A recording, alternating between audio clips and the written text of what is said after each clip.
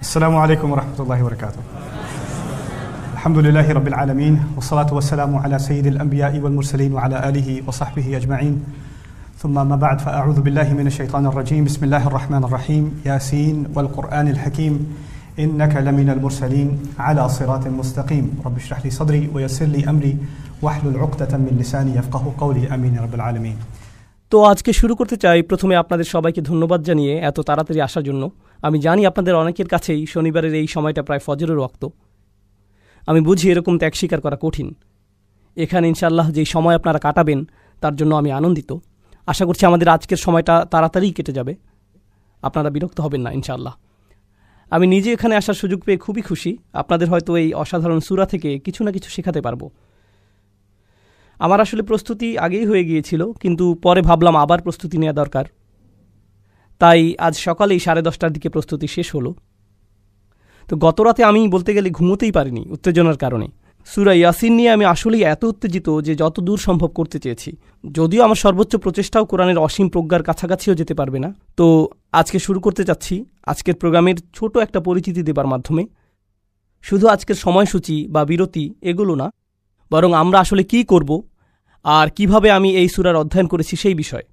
তো আমি যখন আমার সহকারী ও গবেষকদের নিয়ে কোনো সূরা গভীরভাবে অধ্যয়ন করি, আমরা যত পারি তাফসির দেখার চেষ্টা করি, বিভিন্ন মুফাসসিরদের মতামত দেখা, বিভিন্ন ভাষাগত উৎস দেখি, অভিধান ইত্যাদি দেখি। এই সব কিছু আমরা একত্র করে প্রত্যেক আয়াতের নিচে বিশাল নোট তৈরি করি। তখন দেখা যায় যে প্রত্যেক আয়াতের নিচেই প্রচুর প্রচুর তথ্য জমা হয়ে যায়। ইমাম ইবনে কাসির কি বলেছেন, ইমাম কুরতুবী কি বলেছেন রাহিমাহুল্লাহ, ইবনে আশুর কি বলেছেন, রাজি কি বলেছেন, লিসানুল আরব কি বলে, ইত্যাদি ইত্যাদি ইত্যাদি।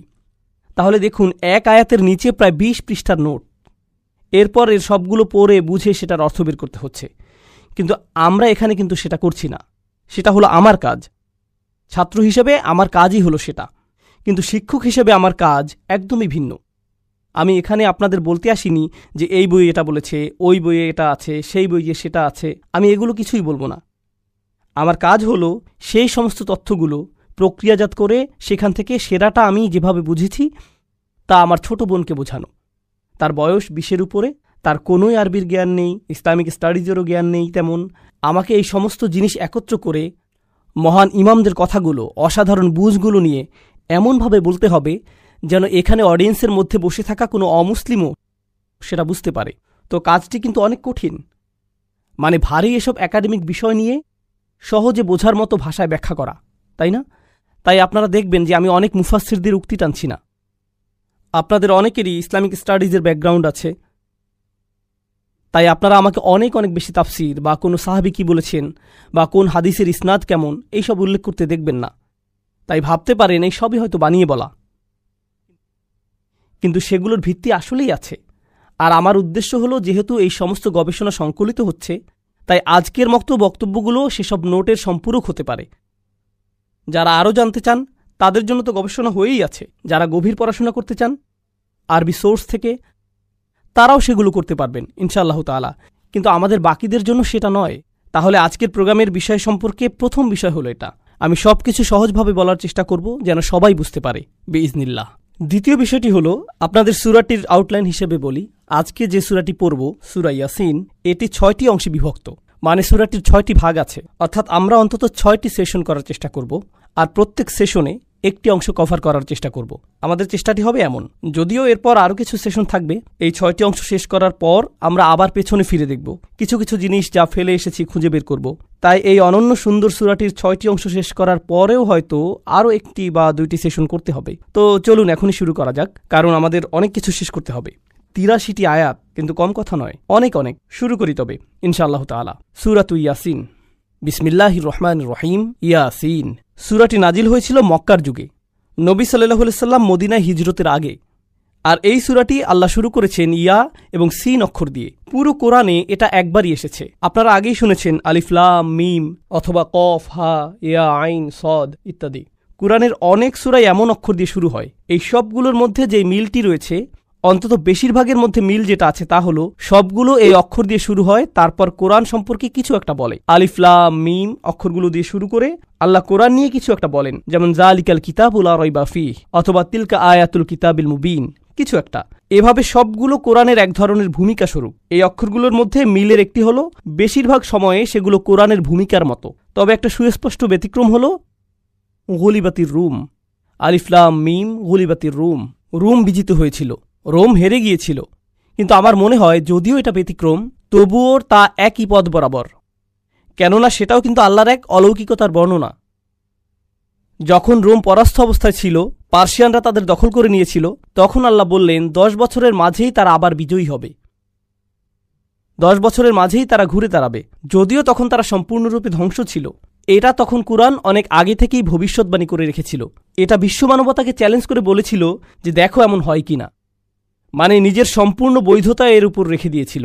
যেমন দেখুন, আল্লাহ কোরআনে বলছেন যেই রোমান সাম্রাজ্য পার্সিয়ানদের দ্বারা পরাজিত হয়ে আছে তারাই 10 বছরের মাঝে ফিরে আসবে। শুধুমাত্র আরবের মরুভূমির একজন মানুষ এটা নিয়ে কথা বলছে। যদি এমনটা না ঘটে তবে কোরআনের সব কিছুকেই প্রশ্নবিদ্ধ করা যাবে, সব কিছুই প্রশ্নবিদ্ধ হবে, সব কিছুই প্রশ্নবিদ্ধ হবে। মানে এভাবে পুরো ইসলামের বার্তার বিশ্বাসযোগ্যতাকে শুধু একটি বক্তব্যের হাওলায় ছেড়ে দিয়েছেন, তাই না? শুধু একটি দাবি, শুধু একটি দাবি। আর আসলে পুরো কোরআনেই কিন্তু এমন। কোরআনের মতো কোনো কিছু বানিয়ে দেখাও না কেন, এটা যে আল্লাহর পক্ষ থেকে না সেটা প্রমাণ করে দেখাও। মানে কোরআন নিজের বিশ্বাসযোগ্যতাকে প্রশ্নবিদ্ধ করার চ্যালেঞ্জ করেছে বারবার।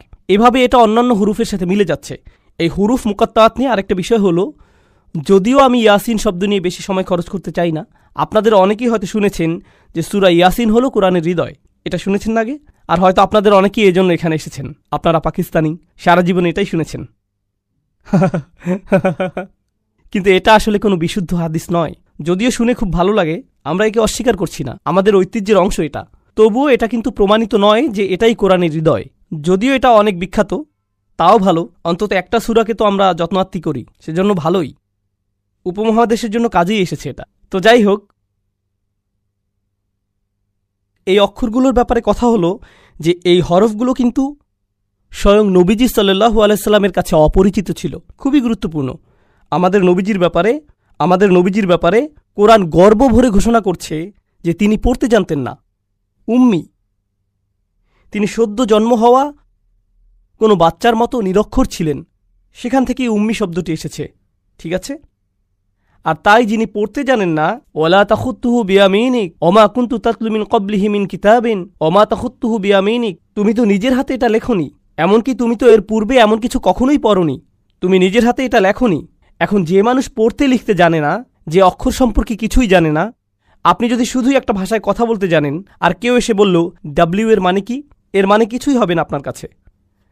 তাই তিনি যে বলছেন ইয়াসিন, যেটার আরবিতে নিজস্ব কোনো অর্থ নেই, শুধুমাত্র যে লিখতে আর পড়তে জানে সেই জানে যে এটা ইয়া অক্ষর আর সিন অক্ষর।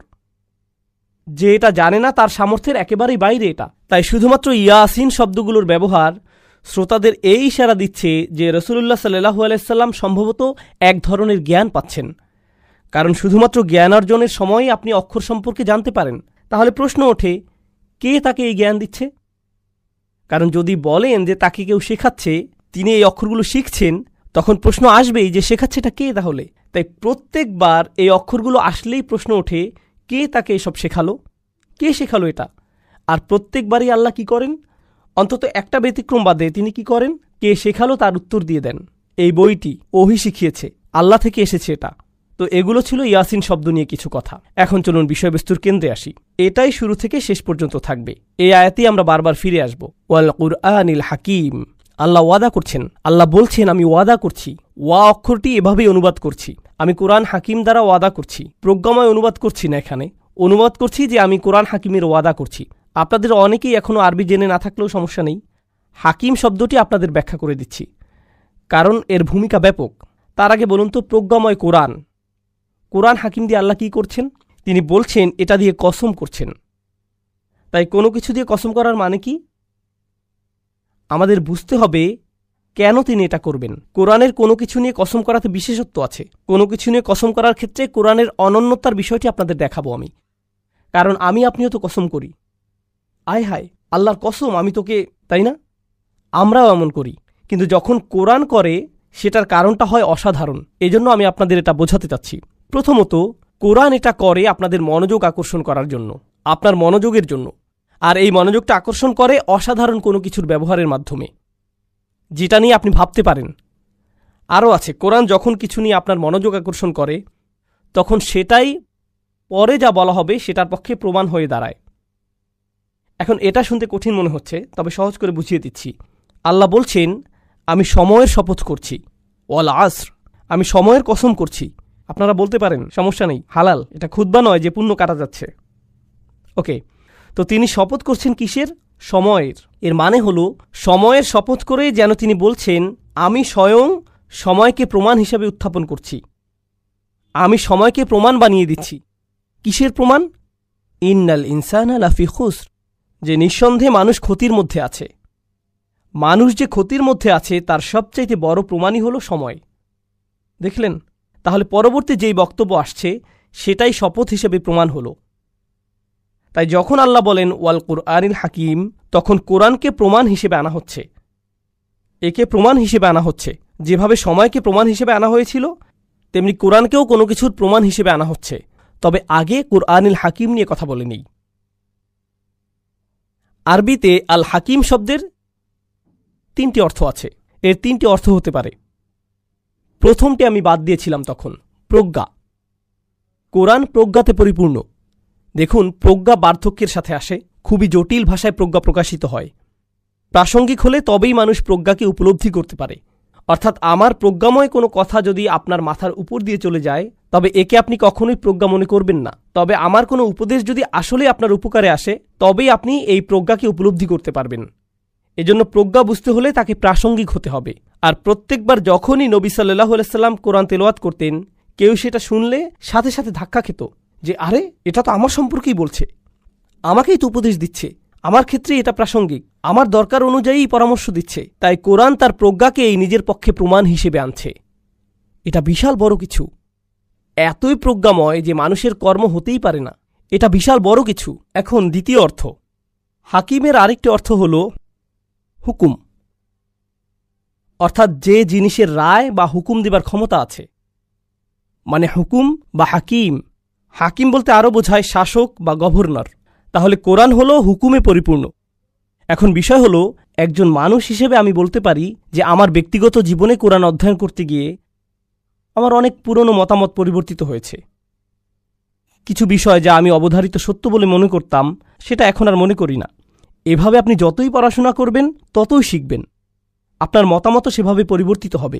এমনকি একই সিলেবাস, একই সংবিধান পড়ার পরও একজন আইনজীবী যখন বিচারক হয়ে যান, তখন তাদের চিন্তাভাবনাতেও পরিবর্তন আসে, ঠিক কিনা? সময়ের সাথে ভিন্নভাবে চিন্তা করেন। এদিকে কোরআন হুকুম দিয়ে যাচ্ছে, আর এই 23 বছরের সময়কালে কোনো কিছু কি পরিবর্তন হয়েছে? এভাবে কি বলে যে না, আগে এভাবে বলতাম, এখন আর তা বলি না? না না না না, তার হুকুমে কোরআন একেবারেই ধ্রুব।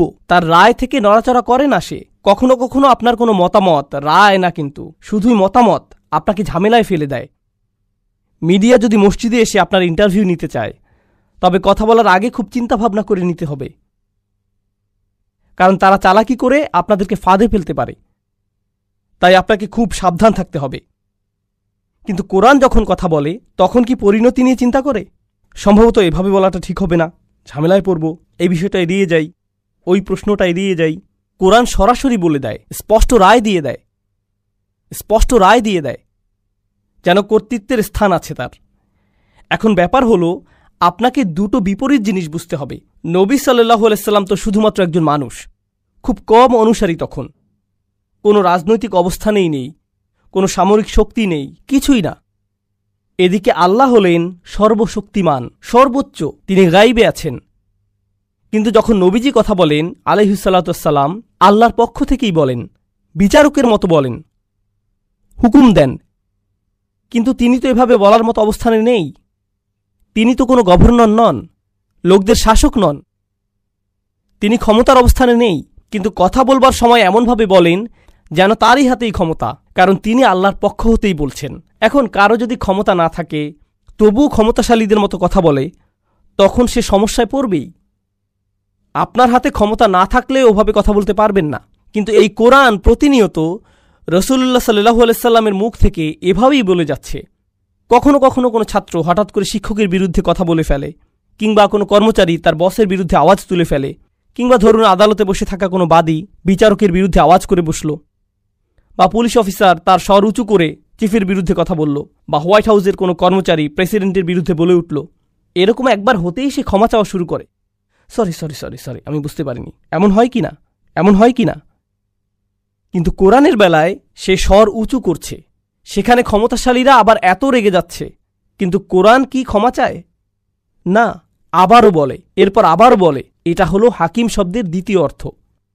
কোরআন কর্তৃত্বপূর্ণ, কোরআন রায় প্রদান করে, কোরআন কারোই পরোয়া করে না, প্রত্যেকবার একই কাজ করে। দ্বিতীয়টি হলো এটি হুকুম দেয় কোনো পরোয়া ছাড়াই। আর তৃতীয় অর্থটি হলো আমার সবচেয়ে পছন্দ, এটা ইহকাম বা মুহকামের সাথে সম্পৃক্ত। ইহকাম অর্থ হলো কোনো কিছুকে বেঁধে ফেলা, কোনো একটা বুনন তৈরি করা, ঠিক আছে, গাঁথনির মতো বা এরকম কিছু, মানে যেখানে প্যাটার্ন আছে। যখন এরকম লম্বা প্যাটার্ন থাকে তাকে আরবিতে ইহকাম বলে। জিনিস যখন একে অন্যের সাথে বাঁধা থাকে তাকেও ইহকাম বলে। কোনো কাজ যখন সম্পূর্ণ শেষ হয়ে যায়, যেমন ধরুন এই দেয়ালে কিছু কাজ হয়েছে দেখতে পাচ্ছেন, এখন এই দেয়ালের কাজ যদি শেষ না হয়ে থাকে তবে তা মুহকাম নয়। কিন্তু যদি কাজ পুরোপুরি শেষ হয়, দেয়ালের সবকিছু সম্পূর্ণরূপে সুন্দরভাবে শেষ হয়েছে, তখন তাকে হাকিমও বলা হয়। ওটার আরেকটা অর্থ এটা, অর্থাৎ কোরআনকে অতি নিখুঁতভাবে বুনন করা হয়েছে, সবকিছুর সাথে অতি নিখুঁতভাবে সংযুক্ত। অনেক সময় রাজনীতিবিদরা বক্তৃতা দেয়, সে বক্তৃতা লেখক থাকে, জানেন আপনারা, মানে যেমন প্রেসিডেন্ট নিজে নিজের বক্তৃতা লেখেন না, তার জন্য আলাদা লেখক আছে, কিন্তু তার প্রতিপক্ষ 5 বছর আগের কোনো বক্তব্য দেখিয়ে সেখান থেকে একটি অংশ নিয়ে বলতে পারে 2010 সালে আপনি এটা বলেছিলেন, কিন্তু এখন বলছেন উল্টো, যদিও তখনও আরেকজন বক্তৃতা লেখক ছিল, কিন্তু সে ভুল করে ফেলেছে। এখন প্রতিপক্ষ তার বিরুদ্ধে এটা নিচ্ছে, এমন কি হয় না? কিন্তু দেখুন কোরআনের বুনন কত শক্তিশালী ও নিখুঁত। আপনি বলতে পারবেন না যে ওখানে এটা বলছে আবার এখানে এটা বলছে, সবকিছুর নিখুঁত সংযোগ আছে। এমনকি আল্লাহ কোরআনে যা বলছেন তার সাথে নবীজির কথাও পুরোপুরি মিলে যায়, সাল্লাল্লাহু আলাইহি সাল্লাম, পুরোটাই নিখুঁত বুননে আছে। তো এটা হলো তৃতীয় অর্থ। তাহলে চলুন আবারও দেখি ওয়াল কুরআনিল হাকিমের 3টি অর্থ তাহলে কি কি? প্রজ্ঞা, এটা হুকুম দেয়, আর নিখুঁত বুননে বিদ্যমান। সবকিছু একে অপরের সাথে নিখুঁতভাবে সংযুক্ত, কোনো শিথিলতা নেই এখানে, এমন কোনোই শব্দ নেই যেটা ভুলে পড়ে গেছে। সবকিছু গাঁথনি নিখুঁত, একদম ঠিক অবস্থানেই আছে, অতিরিক্ত নিখুঁত এই কোরআন। এই সব কিছুই আবার অন্য কিছুর প্রমাণ। এগুলো কিসের প্রমাণ? প্রমাণ এটাই যে কোনো সন্দেহ নেই আপনি, অর্থাৎ মুহাম্মদ সাল্লাল্লাহু আলাইহি সাল্লাম, নিঃসন্দেহে যাদের পাঠানো হয়েছে আপনি তাদের একজন। এই কোরআনই চূড়ান্ত প্রমাণ যে এটা আপনার নিজের বানানো কিছু নয়, কোনোভাবেই এটা আপনার নিজে নিজে করা সম্ভব না। এখন আমাদের বুঝতে হবে কেন এই প্রমাণ। কারণ একজন মানুষের তুলনায় কোরআনের প্রজ্ঞা অতিরিক্ত বেশি, এটা অসম্ভব। এর মধ্যে কর্তৃত্বের অবস্থান হতে হুকুম এতই বেশি যে কোনো একজন মানুষের পক্ষে তা সম্ভব নয়। বছরের পর বছর, দিনের পর দিন নিজেকে আরও বেশি বিপদে কোনো মানুষই ফেলে না। কোনো মানুষ কথা বলার কারণে ঝামেলায় পড়লে পরের দিন আরও বেশি কথা বলে নাকি কম কথা বলে, চেপে যায়, অথবা বিষয় বদলে ফেলে, কিংবা অন্য কোনো শহরে চলে যায়। অথচ তিনি একই লোকদের কাছে বারবার যাচ্ছেন, তারা আরও বেশি করে অপমান করেই যাচ্ছে। শুধু আপনি চান বলে এমন করছেন তা হতেই পারে না। আপনি একা নন, আপনাকে পুশ করা হয়েছে, আপনাকে মিশন দেয়া হয়েছে, সাল্লাল্লাহু আলাইহি সাল্লাম। আর 3 নম্বরটা ছিল যে অন্য কোনো কথার মতোই নয়। ব্যাপারটা যোগাযোগ মনোবিজ্ঞানের দৃষ্টিকোণ থেকে বোঝার চেষ্টা করুন, খুবই মজার জিনিস, ঠিক আছে? এই মুহূর্তে আমি আপনাদের সাথে কথা বলছি, পড়ছি না, কিন্তু যদি কোনো তাফসিরের বই খুলি, বা ধরুন গুগল গ্লাস পরে আছি, লেখাগুলো স্ক্রল করছে চোখের সামনে, সেখান থেকে তাফসির পড়ছি, বা শেক্সপিয়ারের কিছু মুখস্থ করেছি, সেটা আপনাদের মুখস্থ বলছি, আপনারা কি বুঝবেন না যে ওটা আমার বক্তব্য নয়? কি বুঝতে পারবেন না যে ওটা আসলে আমার কথা বলছি না, বরং পড়ছি? বুঝতে পারবেন তো? কারণ আমি যেভাবে কথা বলি, যেভাবে শেক্সপিয়ার কথা বলে, বা যেভাবে সংবিধান কথা বলে, বা আমার নিজের রচনা যেভাবে বলে, সবই ভিন্ন ভিন্ন। বরং আমি যেভাবে কথা বলি সেভাবে তো লিখিও না। আমার লেখাগুলো তো আরও অনেক বেশি ফর্মাল, আর যখন কথা বলি সেটা অনেক ইনফর্মাল। নবী সাল্লাল্লাহু আলাইহি সাল্লামের কাছে কি কাগজ আছে? না, আর থাকলেও কিছু যায় আসে না, কারণ জানেন যে তিনি পড়তে পারতেন না। কিন্তু তিনি যখন কোরআন তেলাওয়াত শুরু করেন, প্রত্যেকেই বুঝতে পারে যে এর গাঁথনি এতই শক্ত যে সেখানেই কোনো আচ্ছা আবার রিপিট করি এমন কিছুই নেই। মানুষের কথার তুলনায় কোরআন অতিরিক্ত নিখুঁত। তিনি বলছেন না, অন্য কেউ এটার রচয়িতা।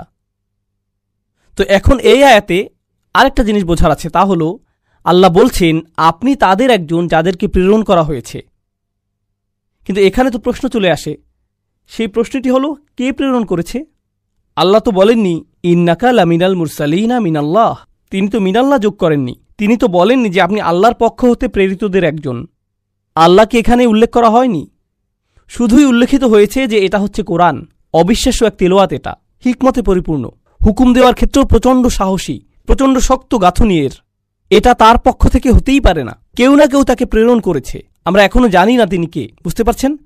তাহলে রহস্য তৈরি করা হয়েছে, তবে উত্তর দেয়া হয়নি এখনো। আর সামনে আগানোর আগে আরেকটা জিনিস বলতে চাই, ইন্নাকা লামিনাল মুরসালিন নিয়ে আরও 3টা জিনিস। আল্লাহ কার সাথে কথা বলছেন? তিনি বলছেন নিঃসন্দেহে তুমি প্রেরিতদের একজন। তাহলে কার সাথে কথা বলছেন? তিনি নবীজির সাথে কথা বলছেন।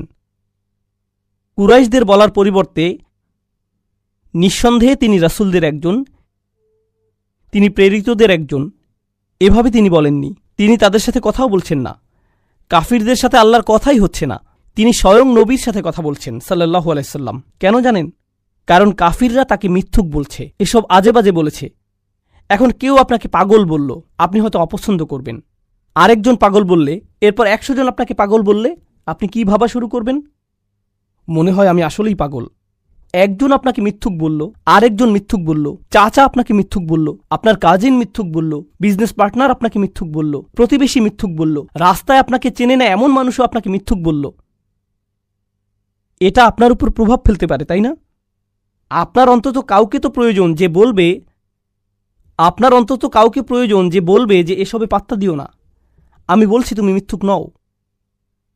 আমার কথা শুনো, তারা যে বলে সব ভুলে যাও, তারা যা বলে সব ভুলে যাও। দেখুন, প্রোপাগান্ডার ধারণাটি কিন্তু এখানেই। তারা খবরে বলতেই থাকে এমন এমন এমন, মুসলিমরা কত কিছু, তার লিস্ট। আমরা এয়ারপোর্টে বা লিফটে মানুষকে নাকি ভয় পাইয়ে দেই, এলিভেটরের ভেতরেও তারা অস্বস্তিকর অবস্থায় থাকে। এ তো মাত্র গতকালই আমি লিফটে ঢুকলাম, ভেতরে একটা পরিবার ছিল, আমার ফ্লোরের বাটন চাপ দিলাম, কিন্তু তারা চাপছিল না। তো আমি ভাবলাম হয়তো তারা আমার ফ্লোরেই যাবে। তো যখন আমার ফ্লোরে লিফট আসলো, আমি ভদ্রতা করে, কারণ মহিলা বাচ্চারা ছিল, তাদের জায়গা করে দিলাম। তারা উল্টো আমাকে আগে যেতে বলল। আমি অবাক হয়ে বের হয়ে আসলাম। এরপর তারা বাটন চাপা শুরু করলো। ওকে, প্রোপাগান্ডা আসলেই কাজ করে, প্রোপাগান্ডা কাজ করে। কি অবাক কাণ্ড!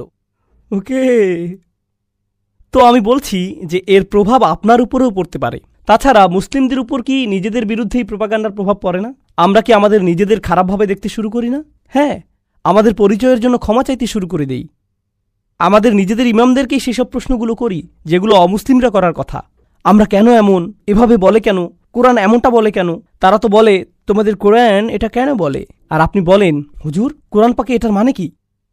একই প্রশ্ন, আপনি একই প্রশ্ন কেন করছেন? কিন্তু দেখুন নবীজিকে কি বলা হচ্ছে সাল্লাল্লাহু আলাইহি সাল্লাম, আপনার অন্য কারো থেকে সার্টিফিকেট নিতে হবে না। আমি আপনাকে বলছি যে আপনি প্রেরিতদের একজন, অন্য কারো বৈধতার দরকার নেই আপনার। আমি বৈধতা দিচ্ছি, সেটাই আপনার জন্য যথেষ্ট। অন্যদের চাপের কথার কোনো দরকার নেই। এখন আমার 3য় পয়েন্টে আসছি। আল্লাহ কিন্তু শুধু বলেননি আপনি একজন রাসূল, তিনি বলেছেন আপনি তাদের একজন যাদেরকে পাঠানো হয়েছে। এর অর্থ কি? এর অর্থ হল তিনি একা নন।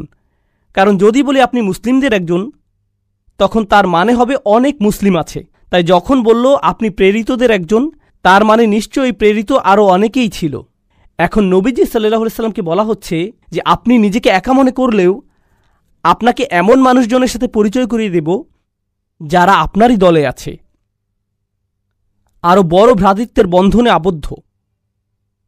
আপনি যখন আপনার দলেরই আরও মানুষ খুঁজে পান, তখন অনেক মানসিক সাপোর্ট হয়।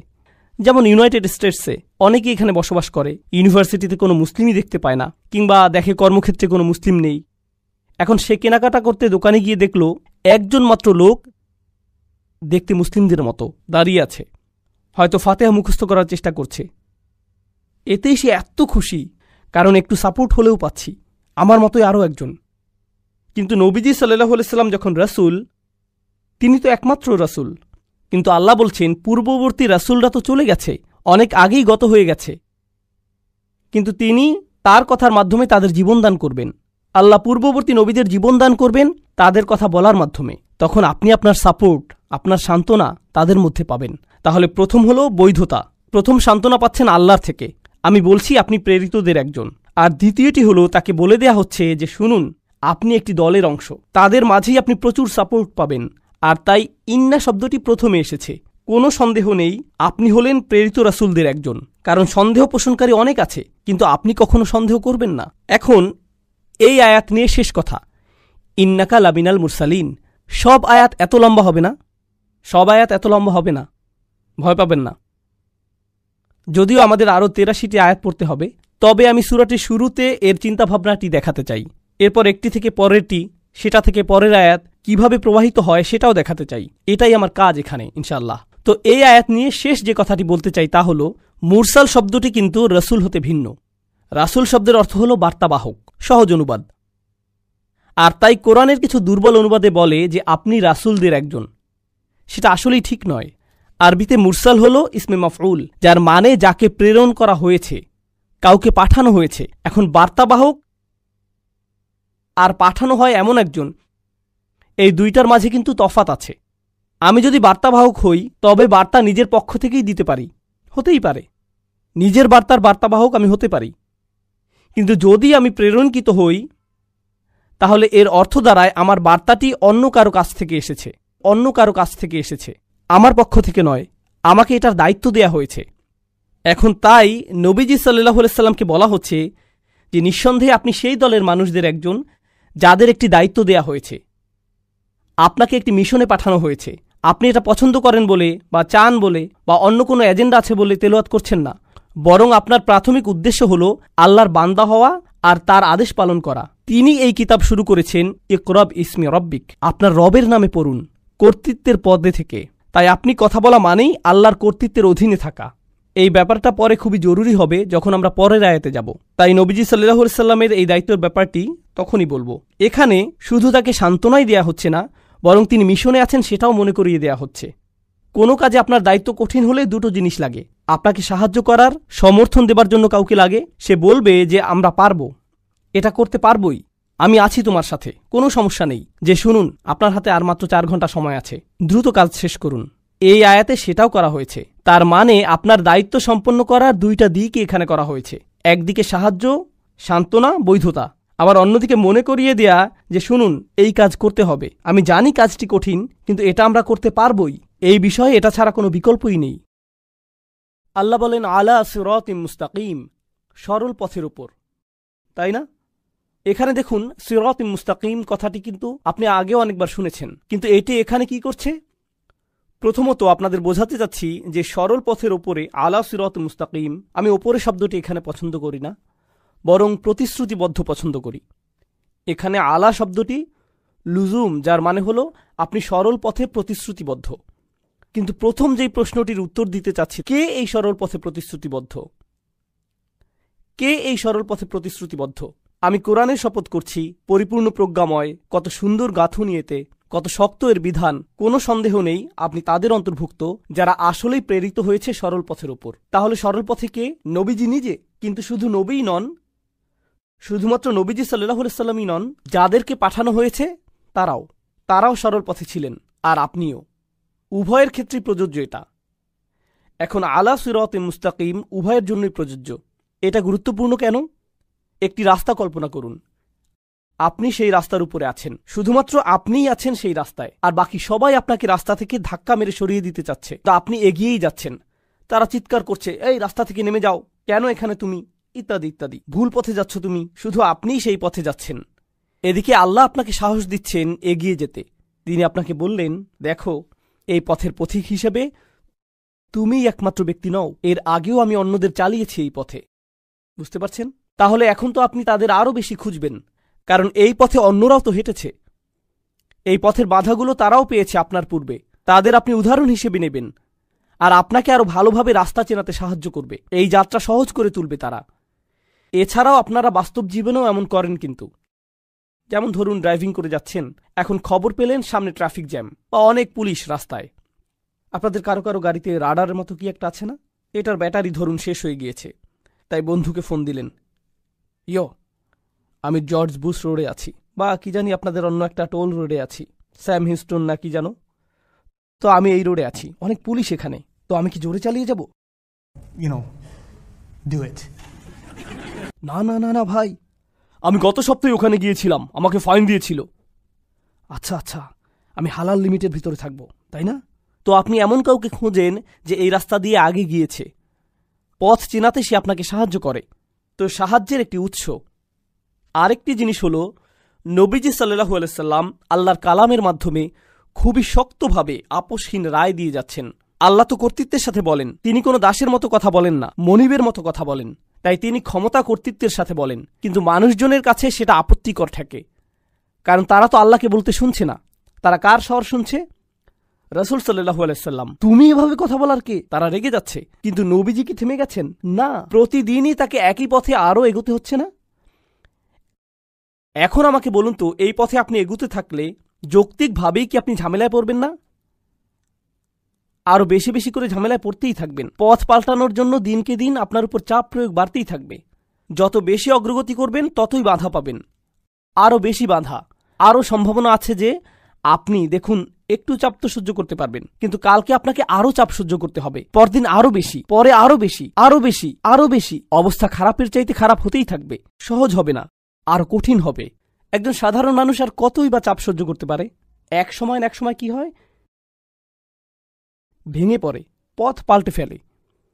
কিন্তু রাসূলুল্লাহ সাল্লাল্লাহু আলাইহি সাল্লাম, তার কঠোরতা, তার প্রতিশ্রুতি, এই সব কিছু এখানে দেখা যাচ্ছে। আর অন্যান্য নবীদের প্রতিশ্রুতিগুলো স্পষ্ট দেখানো হচ্ছে, কারণ তারা সবাই সরল পথের ওপরে, কখনোই বিচ্যুত হননি, কখনোই হননি। মানুষ তাদেরকে আক্রমণ করেছে, মানুষ তাদের নিয়ে হাসি ঠাট্টা করেছে, মানুষ তাদেরকে হুমকি ধামকি দিয়েছে, তাদেরকে নির্বাসিত করার, হত্যা বা অত্যাচার করার হুমকি নিয়ে এসেছে। এর পরেও তারা দমে যাননি। তাদের পরিবার এসেছিল তাদের কাছে, মুরব্বীরা এসেছিল, রাজনৈতিক নেতারা এসেছিল, সবাই এসেছিল, তবুও পথচ্যুত হননি, প্রতিশ্রুতিবদ্ধ ছিলেন। কঠোরতার এই ধারণাটাই জরুরি। এছাড়াও দেখুন, তিনি যে আসলে একজন রাসূল, এটাই কিন্তু তার একটা প্রমাণ। নইলে এত কষ্ট কেন শুধু শুধু সহ্য করবেন? আমরা কিন্তু এখনও সেই ধারণাতেই আছি যে এই কোরআনকে বহন করা সম্ভব শুধুমাত্র তখনই যখন আপনাকে প্রেরণ করা হয়, কারণ অতিরিক্ত চাপ, যেমন একজন মুফাসসির বলেছেন, ইলতিজামুহু দালিলুন আলা নবুয়তি ওয়াসিরাতিহি দালিলুন কামা আন্নাল কোরআন। এটা এখানে গুরুত্বপূর্ণ। কোরআনের নিখুঁত হবার কারণে, আমি যেটা বলেছিলাম, 3 ধরনের নিখুঁততা আছে কোরআনে, সেগুলোই প্রমাণ। এখন এই উদ্দেশ্যের প্রতি নবীর প্রতিশ্রুতি নিজেও আর একটা প্রমাণ। এই সবই প্রমাণ করে দিচ্ছে। কিন্তু এরপর এই আয়াত নিয়ে শেষ আরেকটা জিনিস আপনাদেরকে বলছি, আলা সিরাতিম মুস্তাকিম। এখানে কিন্তু বলা হচ্ছে না সরল পথের উপরে প্রতিশ্রুতিবদ্ধ, এখানে বলছে একটি সরল পথের উপর প্রতিশ্রুতিবদ্ধ, সিরাতিম মুস্তাকিম। ফানাক্কার লফস, তিনি এটাকে নাকিরা করে দিলেন, সার্বজনীন করলেন। সাধারণভাবে সরল পথ আর একটি সরল পথ, এই দুইয়ের মাঝে পার্থক্য আছে। কারণ ফাতিহাতে আমরা কিন্তু বলি না যে আমাদেরকে একটি সরল পথে পরিচালিত করুন, আমরা বলি সরল পথে পরিচালিত করুন, ইহদিনাস সিরাতাল মুস্তাকিম। সেখানে একটি আল আছে, কিন্তু এখানে নেই। এটার কাজ কি? আসলে আপনি যখন আল সরিয়ে ফেলবেন, তখন মানে দাঁড়াবে অপরিচিত কিছু, অজানা কিছু। আর যদিও আল্লাহ নবী সাল্লাল্লাহু আলাইহি সাল্লামের সাথে কথা বলছেন, কারা শুনছে? কুরাইশরা শুনছে। কুরাইশরা হয়তো কোরআন সম্পর্কে অনেক কিছু জানে না, আমরা দেখব যে তারা আসলেই হয়তো জানে না, কিন্তু অন্তত একটা জিনিস জানে, তারা নবী সাল্লাল্লাহু আলাইহি সাল্লামকে জানে। তিনি কোনো কথা না বললেও তারা বুঝতে পারে যে তিনি কোনো এক ধরনের সরল পথে বাঁচেন, তার পথ একদম সোজা, তিনি সবসময় সঠিকভাবেই কাজ করেন। অন্যভাবে বললে, আপনি যদি সবকিছু নাও বোঝেন, অন্তত তার চরিত্র লক্ষ্য করলেই উপলব্ধি করবেন যে এটা কোনো এক রকমের সরল পথ। শুধুমাত্র মুসলিমদের পর্যবেক্ষণ করাটাই যথেষ্ট, বিশেষ করে এই রাসূলুল্লাহ সাল্লাল্লাহু আলাইহি সাল্লামকে। শুধু ওনাকে দেখেই ধারণা হয়ে যাবে যে এটা একটি সরল পথ, আলা সিরাতিম মুস্তাকিম। আল্লাহকে এখনও নিজেকে উল্লেখ করছেন না, তিনি এখনও নিজের সম্পর্কে কিছুই বলেননি, এখনও না। যদিও তিনি বলছেন তিনি প্রেরিত, আপনাকে প্রেরণ করা হয়েছে, আপনি সরল পথে প্রতিশ্রুতিবদ্ধ, কিন্তু কার দ্বারা প্রেরিত? এই কোরআনের প্রজ্ঞাগুলো কোত্থেকে আসছে? এই পরিমাণ কর্তৃত্ব নিয়ে তিনি কিভাবে বলছেন? অবশেষে প্রশ্নের উত্তর আসছে, আর এত জোরালো ভাষায় উত্তরটি এসেছে, তানজিলাল আজিজির রহিম। 3টি শব্দ।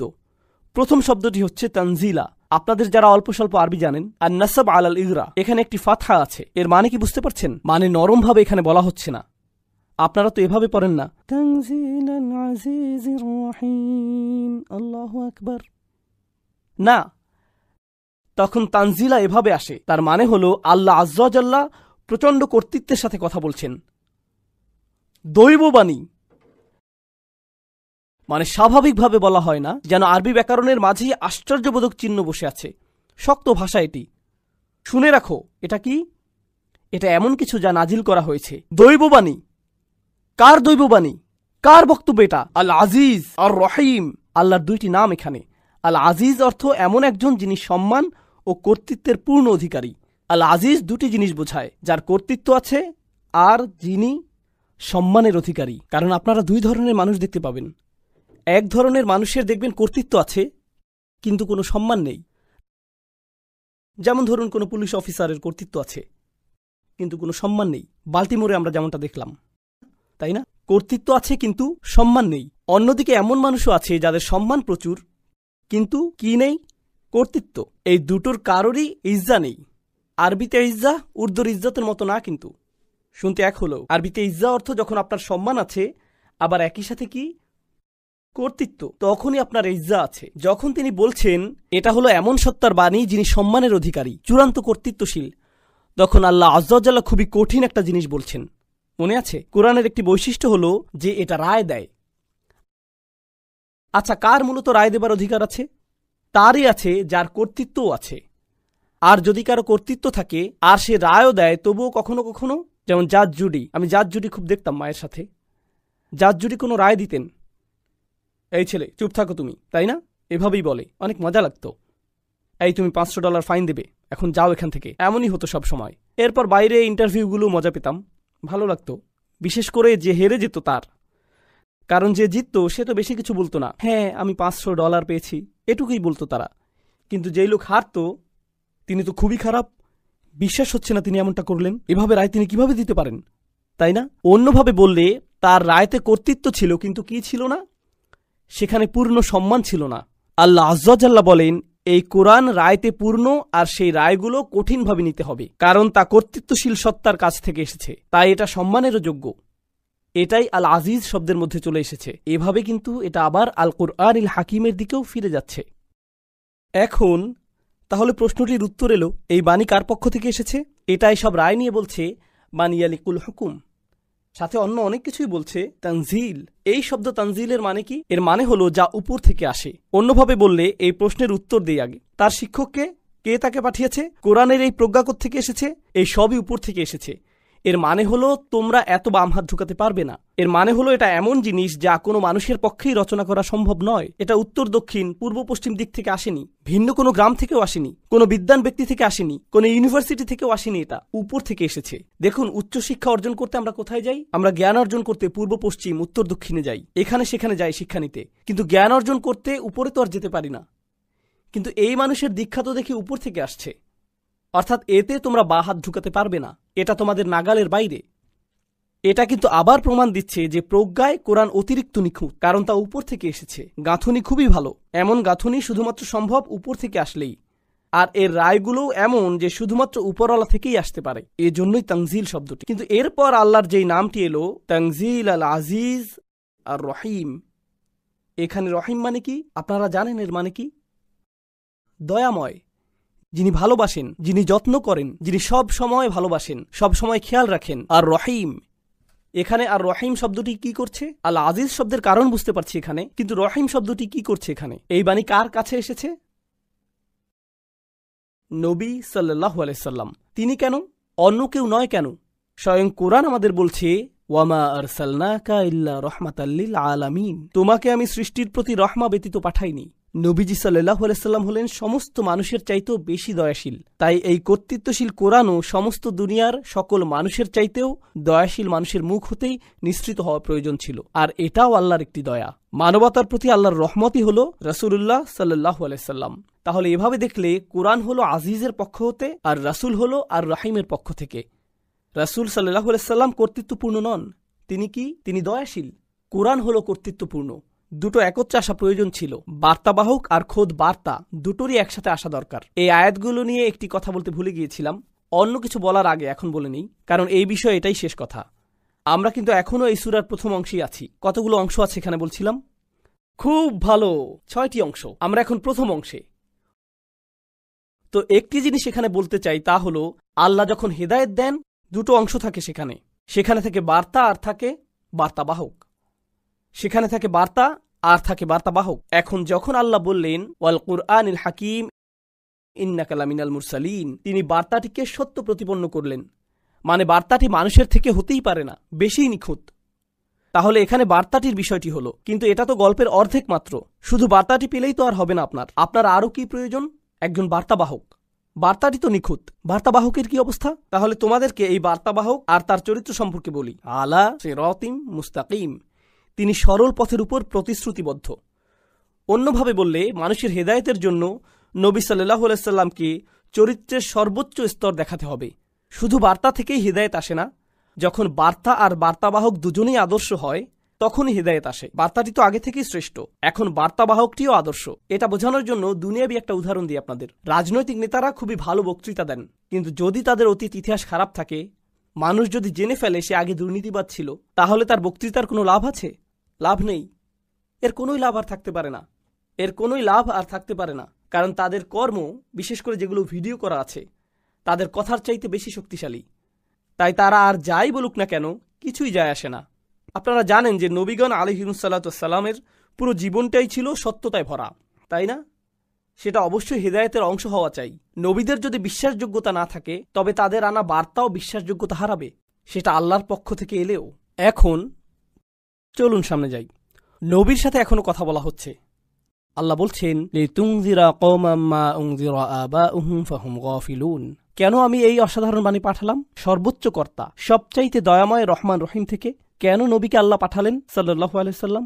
যেন আপনি এমন জাতিকে সাবধান করতে পারেন যাদের পূর্বসূরীদের সাবধান করা হয়নি কখনো, তাই তারা তো একেবারেই গাফেল।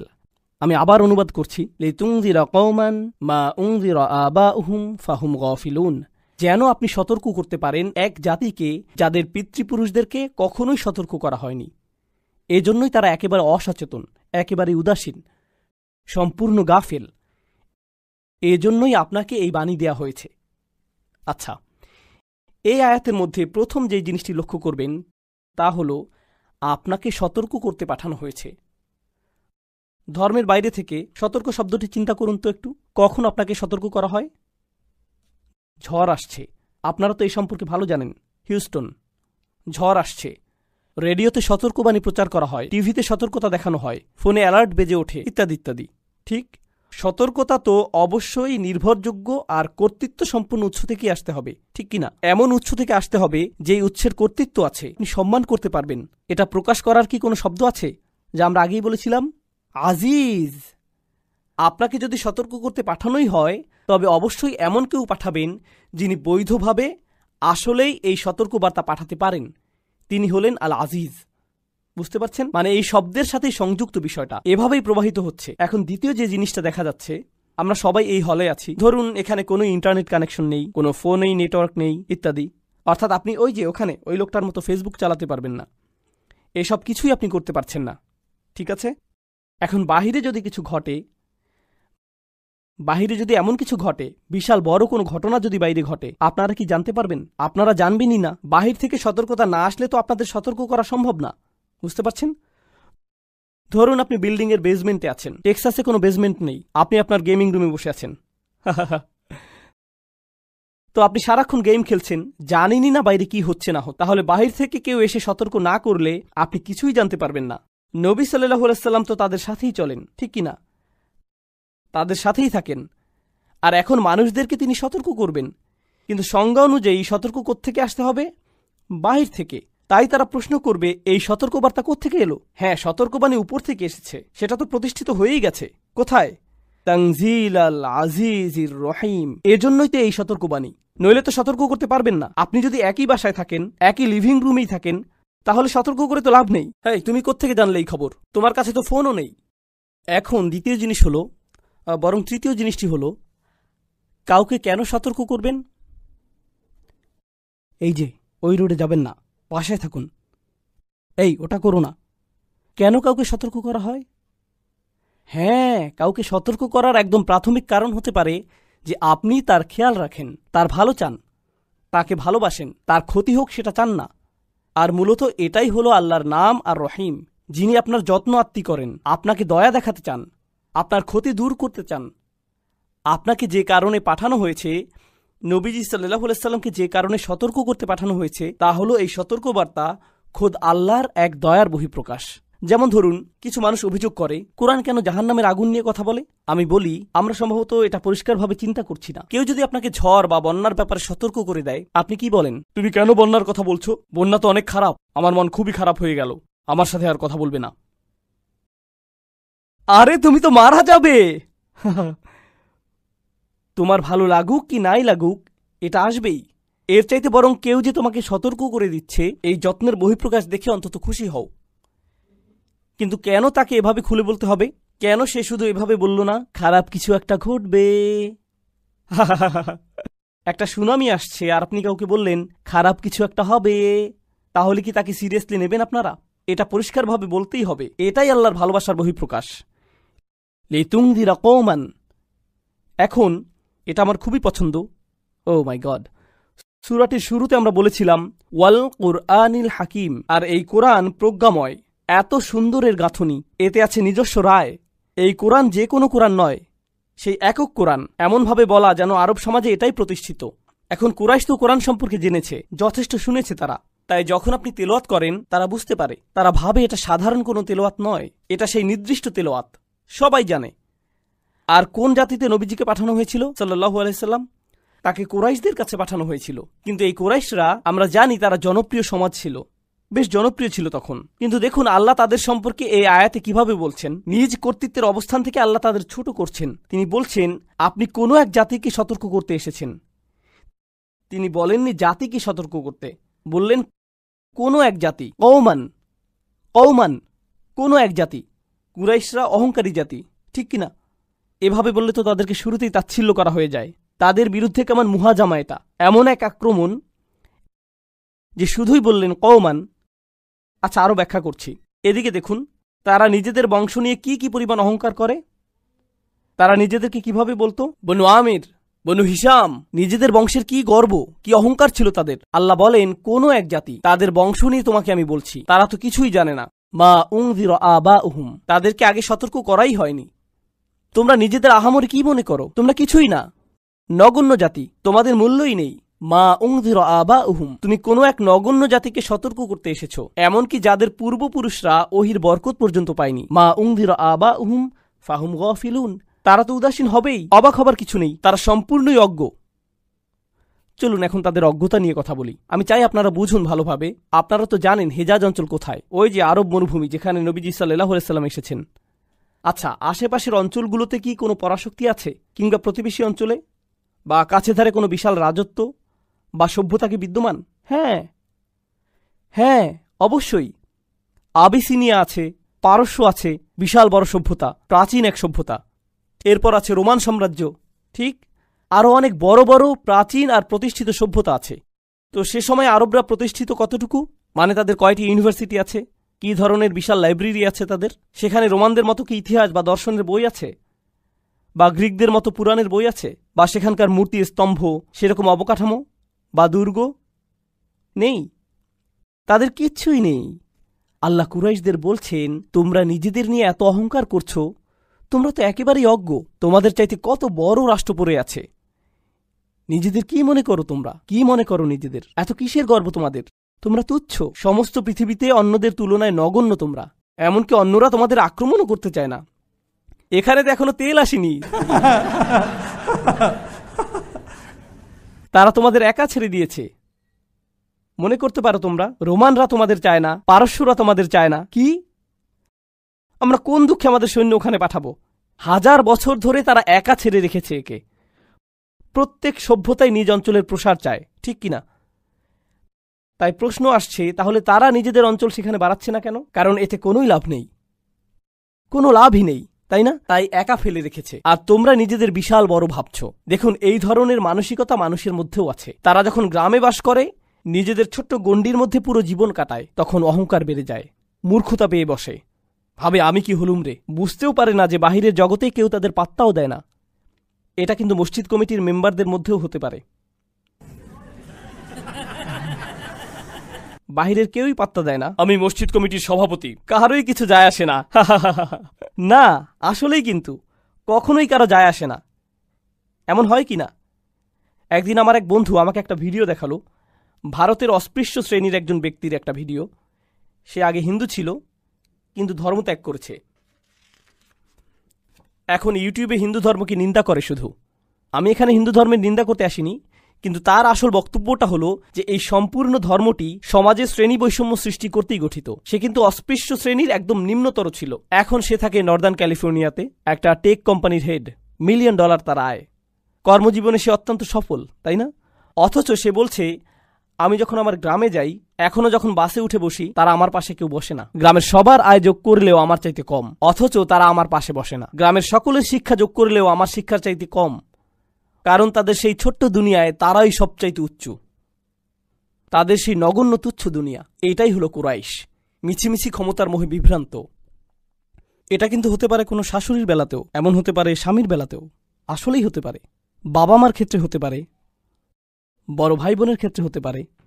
এমন মানসিকতা যে কারো মাঝেই চলে আসতে পারে। তার হাতে যদি একটুখানি ক্ষমতা থাকে আর সেই ক্ষমতা তার জন্য মাদক হয়ে যায়, তখন সে নিজেকে মনে করে সবচাইতে বড়, কেউ তাকে ধরতে পারবে না।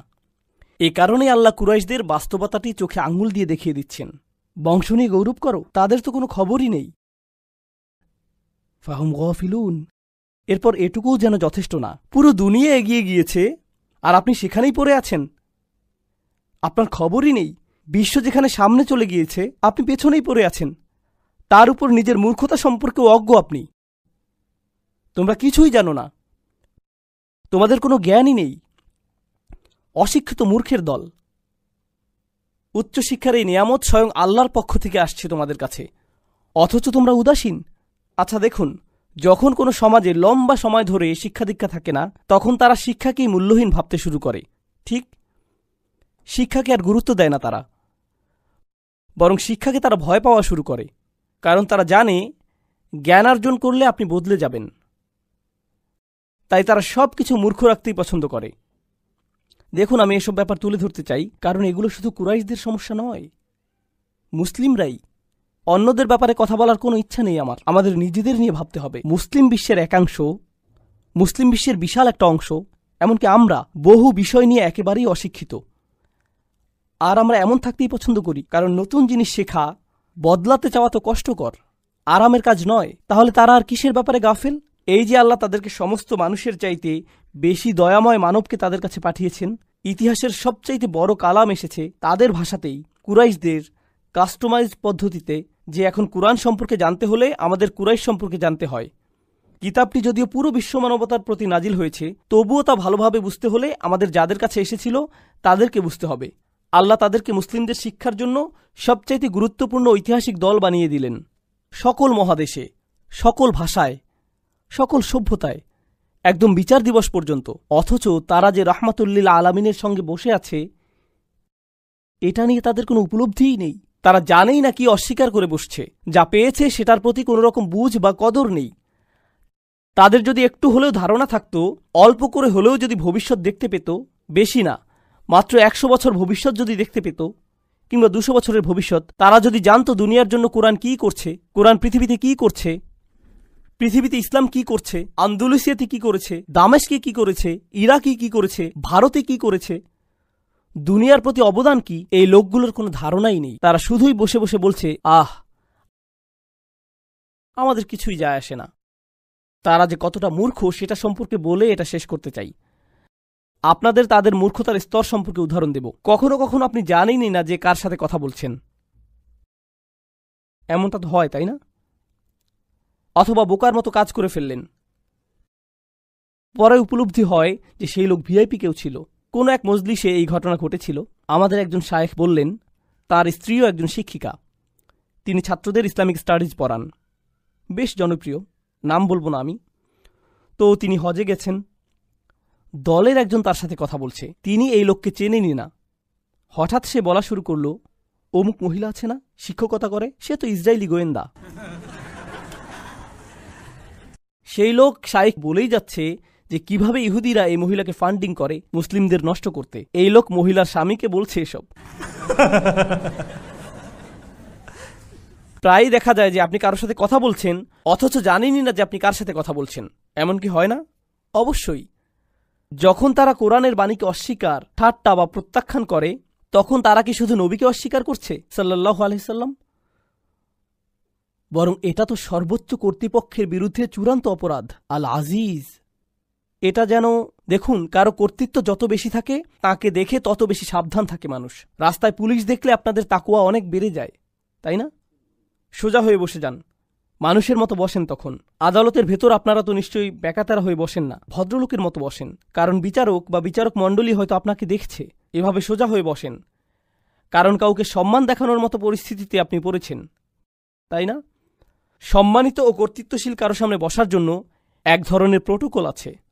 তারা আল আজিজের কথার উপস্থিতিতে পড়েছে, অথচ কোনো প্রোটোকল নেই তাদের মধ্যে। কার সাথে টক্কর লাগছে তা নিয়ে একেবারেই অজ্ঞ, তার শাস্তি দেবার ক্ষমতার প্রতি চূড়ান্ত উদাসীন। এর পরিণতি কি হতে পারে? এটাই হচ্ছে ফাহুম গাফিলুন। লাকাদ হাক্কাল কওলু আলা আকসারিহিম ফাহুম লা ইউমিনুন। সত্য একেবারেই প্রকাশিত হয়ে গেছে। এর অর্থ হলো সত্য একদম পরিষ্কার হয়েছে। বার্তাটি যে সত্য তা বেশিরভাগ মানুষের কাছেই স্পষ্ট, তবুও তারা বিশ্বাস করে না। ফাহুম লা ইউমিনুন, যে তারা তবুও বিশ্বাস করবে না। আল্লাহ এখানে একেবারে অবাক হবার মতো কিছু বলছেন। তিনি বলছেন তাদের বেশিরভাগই ইতোমধ্যেই জানে যে আপনি যেই বার্তা দিচ্ছেন সেটি পুরোপুরি কি সত্য, কিন্তু তবুও তারা ঈমান আনবে না। এর আগের আয়াতে তাদের অবচেতনার লম্বা ইতিহাসের কথা বলা হয়েছে, আর এই আয়াতে আছে তারা পুরোপুরি সচেতন, তারা এটা জানে, তবুও বিশ্বাস করবে না। তাহলে প্রশ্ন ওঠে, যদি তারা বিশ্বাস নাই করবে তবে লাভ কি এসবের? কেন বলা হচ্ছে যাও তাদেরকে সতর্ক করো, আর তারা বিশ্বাস করবে না? আচ্ছা, একদম উপর থেকে শুরু করি। সত্য তাদের কাছে একেবারে স্পষ্ট কিভাবে হলো? এক অনস্বীকার্য সংমিশ্রণের কারণে। আল্লাহর নিখুঁত কালাম ও নবীজির নিখুঁত চরিত্র সাল্লাল্লাহু আলাইহি সাল্লাম, এভাবেই হেদায়েত ঘটে। ঠিক বার্তা আর বার্তাবাহক, সর্বশ্রেষ্ঠ বার্তাবাহক আর সর্বশ্রেষ্ঠ বার্তা একত্রে মিলিত হয়েছে। তাই এমনকি কাফিরও, অস্বীকারীও ভিতর ভিতর জানে যে কোনোভাবেই তার প্রত্যুত্তর তারা দিতে পারবে না। আমি কখনোই জানতে পারতাম না, আপনিও জানতে পারতেন না, এমনকি নবীজিও জানতে পারতেন না সাল্লাল্লাহু আলাইহি সাল্লাম। আল্লাহ ওদের অন্তরের ভেতরে ভালোভাবে নজর দিয়ে খুব সূক্ষ্মভাবে সেটার বিশ্লেষণ করলেন, এরপর আয়াত নাজিল করলেন। সত্য একেবারে স্পষ্ট হয়ে গেছে, আর বেশিরভাগের বেলাতে এটাই হলো অবস্থা। তারা ভালো করেই জানে, তবুও কোনোভাবেই বিশ্বাস করবে না। এখন দেখার বিষয় হলো, নবী সাল্লাল্লাহু আলাইহি সাল্লামের বৈধতার জন্য কোরআন কি যথেষ্ট না? আল্লাহ কি শুরুতেই তার বৈধতা দেননি? তিনি বলেন, এটা শুধু তোমার বৈধতার জন্য যথেষ্ট না, বরং তাদের বৈধতার জন্য। চিন্তা করো না, তোমাকে কিছুই ভাবতে হবে না। নাকি তারা বোঝেনি? তারা ঠিকই বুঝেছে। আমি বলছি তারা বুঝেছে ঠিকই, কিন্তু শুধু তোমাকে তা দেখতে দিচ্ছে না। এখন প্রশ্ন হলো, এর ভিন্ন আরেকটি সুন্দর বিষয় এবং সেটার ভয়ঙ্কর দিকও। আল্লাহ বলছেন তারা বিশ্বাস করবে না। ফাহুম লা ইউমিনুন, এখানে ইউমিনুন হলো ক্রিয়াপদ। ক্রিয়াপদ ব্যবহৃত হলে সেটাকে অস্থায়ী বোঝানো হয়, অর্থাৎ এখন তারা বিশ্বাস করবে না, তবে শেষ পর্যন্ত কিছু একটা হলেও হতে পারে, তারা বিশ্বাস করতেও পারে। এখন ওটা কি? এটা আসলে কোরআনের একটা ইঙ্গিত। কোরআনের অনেকগুলো স্থানে এই মূলনীতি উল্লেখ করা হয়েছে, মনোযোগ দিয়ে শুনুন। একগুয়ে কাফেররা যখন সত্য জেনেও সেটাকে প্রত্যাখ্যান করে, একটা সময় আসবে যখন সে বিশ্বাস করবে অবশেষে। জানেন সেটা কখন? যখন শাস্তি দেখবে। যখন তারা শাস্তি দেখবে তখন বলবে ইন্না মুমিনুন। সূরা দুখানে আল্লাহ যেমন বলেন, রব্বানা কশিফ আন্নাল আযাব ইন্না মুমিনুন, ইয়া রব আমাদের শাস্তি দূর করে দিন, আমরা বিশ্বাস করতে প্রস্তুত, বিশ্বাস করছি আমরা এখন। আবসারনা ওয়া সামি'না ফারজি'না না'মাল সালিহান, এখন আমরা দেখতে পাচ্ছি, শুনতে প্রস্তুত আমরা দেখছি, এখন শুনতে আমরা প্রস্তুত। আল্লাহ এখানে বলছেন তারা আপাতত বিশ্বাস করছে না, যেন ইঙ্গিত দিচ্ছেন যে তারা অবশেষে যখন শাস্তি দেখবে তখন কি হবে? বিশ্বাস করবে। কিন্তু অন্য স্থানে আল্লাহ বলছেন আন্না লাহুমুজ যিকরা, এখন আর কি লাভ? আমি গায়বের প্রতি বিশ্বাস আনতে বলেছিলাম তোমাদের, দৃশ্যমান কিছুর উপর বিশ্বাস আনতে বলিনি। একটা পশুও তো সেটা পারে। একটা বিড়ালও তো আগুন দেখে এমন করে মিয়াও, এটা তো কোনো অর্জনই নয়, এজন্য এটাকে বিশ্বাস করাও বলে না। তো এখন তিনি বলছেন যে তারা বিশ্বাস করবে না। কিন্তু এর পরের আয়াতে সবচাইতে গুরুত্বপূর্ণ অংশটি এতক্ষণ চেপে রাখছিলাম, আপনাদের খুব কঠিন এক প্রশ্ন করেছিলাম, তারা যদি বিশ্বাস নাই করবে তবে দাওয়াতের কি লাভ? অসম্ভব এই কাজ কেন আমাদের করতে বলছেন? এই আয়াতে একটা শব্দ আছে, এই প্রশ্ন সেই একটি আয়াতই দিয়ে দিচ্ছে। লাকাদ হাক্কাল কওলু আলা আকসারিহিম, তাদের অধিকাংশের কাছেই সত্যটা একেবারে পরিষ্কার হয়ে গেছে, তারপরও তারা বিশ্বাস করবে না। তাদের অধিকাংশই যদি বিশ্বাস না করে, তাহলে কে করবে? তাদের অল্প সংখ্যক করবে, ঠিক। তাদের মধ্যে ছোট্ট এক সংখ্যালঘু অংশ বিশ্বাস করবে, ঠিক। আর নবীজিকে তাই বলা হচ্ছে সাল্লাল্লাহু আলাইহি সাল্লাম, আপনার সবাইকে সতর্ক করতে হবে, কারণ আপনি জানেন না কে কে বিশ্বাস করতে পারে। আমি আপনাকে জানিয়ে দিচ্ছি, যদিও যে বেশিরভাগই করবে না, এটাকে কঠিন সরল পথ তো আর অকারণে বলা হয় না। তাই আপনি অল্প কয়জনকে পাবেন, এটা জেনেই কাজ করুন। তারা কারা সেটাও আমি আপনাকে জানাবো না। আপনি যদি অন্তত বলে দেন যে তারা কারা, তাহলে আমার কাজটা একটু সহজ হতো, আমি তাদের কাছেই যেতাম, বাকি সবার পেছনে সময় নষ্ট করতাম না। না, বলবো না আপনাকে, শুধু বেশিরভাগই ঈমান আনবে না, তো এজন্যই আসলেই তারা বিশ্বাস করবেই না। মানে এত একগুয়ে জেদি কেন তারা? ইন্না জাআলনা ফি আনাকিহিম আগলালান, কোনো সন্দেহ নেই আমি তাদের বেরি পরিয়েছি, লোহার বেরি তাদের গলাতে, লোহার তৈরি মোটা বেরি, দেখতে এরকম ব্রেসলেটের মতো, এর সাথে শেকল লাগানো। কখন কাউকে এরকম পরানো হয়? না, আরও বেশি বড় শাস্তি চিন্তা করুন, জেলখানা, কারাগারে। এসব মানুষদের পাশাপাশি শেকল দিয়ে বেঁধে রাখা, একের পর এক একের পর এক একের পর এক, প্রত্যেকের গলায় বেরি। ফাহিয়া ইলাল আযকান, এই বেরি চিবুক পর্যন্ত, মানে এটা এভাবে থাকে একদম চিবুক পর্যন্ত, এভাবে হাঁটতে হয় তখন। ফাহুম মুকমাহুন, তাদের গলা এভাবে উঁচু হয়ে আছে। এভাবেই এটা সেই জেলখানার চিত্র। আমি চাই আপনারা মনে রাখুন, এটা কিসের চিত্র? জেলখানার। তো এখানে সেটার সাথে কি সম্পর্ক? আল্লাহ কিন্তু আপনাকে বলছেন না যে আপনি যদি এখন কুরাইশদের কাছে যান, যদি আবু জাহেলের কাছে যান, এখনই তাকে এরকম বেরি পরা অবস্থায় দেখবেন। না না না না, এই বেরি কি দৃশ্যমান নাকি অদৃশ্য? এটা অদৃশ্য এক বেরি। কিন্তু জানেন কি, আমি চাই এই জেলখানার চিত্রটা আগে বুঝে নিন। এই লোকগুলোকে শেকল পরানো, তার মানে এরা বন্দী, আর ওরা জেলে থাকা মানে বাহিরের পৃথিবীর সাথে একেবারে বিচ্ছিন্ন, ঠিক। কারণ আপনি জেলে বন্দী থাকা মানে বাহিরে কি হচ্ছে কিছুই জানেন না, অর্থাৎ আপনি অসচেতন, জ্ঞানহীন, গাফেল। এই শব্দ কি এর আগে এসেছে? গফিলুন। আপনি গাফেল কেন? কারণ আপনি জেলে, আর আপনার গলায় এমন বেরি থাকলে আপনি আশেপাশে দেখতে পারবেন না, মানে আপনি জানতেই পারবেন না আপনার পাশেই কি হচ্ছে, মানে আপনি আরও বেশি অজ্ঞ, গাফেল হয়ে গেলেন। আর তারপর আপনাকে সেখানে থাকতে হবে। কাউকে জেলে পুরে দিলে আপনি তাকে জিজ্ঞেস করতে পারেন, কেন তার এমন হলো? কেন তুমি জেলে গেলে? জেলে যেতে হলে আপনাকে অপরাধের অভিযোগে অভিযুক্ত হতে হবে, ঠিক। কিন্তু পূর্বের আয়াতেই তার বিরুদ্ধে অপরাধের অভিযোগ এসেছে, সত্য তাদের সামনে প্রকাশ হয়েছেই, বাণী তার সামনে সম্পূর্ণ স্পষ্ট হয়েছে, তবুও তারা বিশ্বাস করেনি। এটাই অপরাধ। আর অপরাধ এমনটা হলে তাদের জেলেই যাওয়া উচিত। কিন্তু এরপরেও শুধু জেলে গেলেই হবে না, আপনার শাস্তি অপরাধের সমানুপাতেও হতে হবে। এই কথা আগে শুনেছেন? অপরাধের উপযুক্ত শাস্তি হতে হবে। আমরা এখন পর্যন্ত শাস্তি সম্পর্কে কি জেনেছি? যে তাকে বেরি পরানো হবে। কোথায়? তার গলায়। আল্লাহ কি বলছেন? যে সে নিজে অন্তরে সত্য জানে। তিনি এই ইঙ্গিত দিয়েছেন যে সে ইতিমধ্যেই জানে কি সত্যটা, অতএব সে সত্য জানে কিন্তু মুখ দিয়ে সেটা প্রকাশ করছে না, অহংকারের কারণে। তার গলায় সত্যটা আটকে আছে, মুখ পর্যন্ত আসতেই পারছে না, গলায় ধরে রেখেছে সে। এজন্যই তাদেরকে বলা হয় কাফির। কাফির অর্থ যে সত্যকে লুকিয়ে ফেলে। কাফির বলতে কৃষককেও বোঝানো হয়, কারণ সে বীজ মাটিতে পুঁতে ফেলে। তাই তারা যে নিজেদের গলার ভেতরে সেটা আটকে রাখে, এজন্য তাদের গলাও আটকা পড়েছে। অপরাধটা এখানেই। তারা চাইলেই বলতে পারে, কিন্তু অহংকার তা দিচ্ছে না। কিন্তু দেখুন, আরেকটি জিনিস আপনাদের জিজ্ঞেস করতে চাই, তা হলো যখন আপনি এভাবে মাথা উঁচু করে রাখেন অথচ আপনার গলায় বেরি নেই, তখন সেটা কি? সেটা অহংকার। একজন কয়েদির এভাবে গলা উঁচু করে রাখার চিত্রটি বেশ অপমানজনক। আল্লাহ সেই মাথা উঁচু করা কয়েদির সাথে অহংকারী লোকের তুলনা করেছেন, যে অহংকার আর জেদের কারণে তার বাণী শুনতে অস্বীকার করে। তিনি বলছেন যে সে অহংকার করছে। আল্লাহ সেটাকে কয়েদখানা বলছেন। সে বন্দী, সে বন্দী। সে নিজেও জানে না যে সে নিজের অহংকারই বন্দী। এই আয়াতের কি অসাধারণ চিত্রায়ন! এই আয়াত নিয়ে শেষ কথা, আপনার গলায় যখন এরকম বেরি পরানো থাকবে, তখন কি নিজেকে দেখতে পারবেন? জেলের বাইরে বা আপনার আশেপাশে বা কি হচ্ছে ভুলে যান, আপনি কি অন্তত নিজেকে ঠিকভাবে দেখতে পারবেন? ফাআনসাহুম আনফুসাহুম উলাইকা হুমুল ফাসিকুন। তিনি তাদের নিজেদেরই ভুলিয়ে দিলেন, তারা এমনকি নিজেদেরও দেখতে পারছে না। ইদা আখরাজা ইয়াদাহু লাম ইয়াকাদ ইয়ারাহু। কুরআন বলছে, সে যদি অন্তত নিজের হাত দেখতে পারত। তাদের অবস্থা এতই খারাপ তারা এতই হঠকারী, কিন্তু তাদের এই একগুঁয়েমি আল্লাহ চান না। আমি যখন এটা পড়ি তখন ভাবি, আচ্ছা, আল্লাহ হয়তো এখন অন্য বিষয়ে যাবেন, কারণ যথেষ্ট শাস্তি তো হয়েছেই।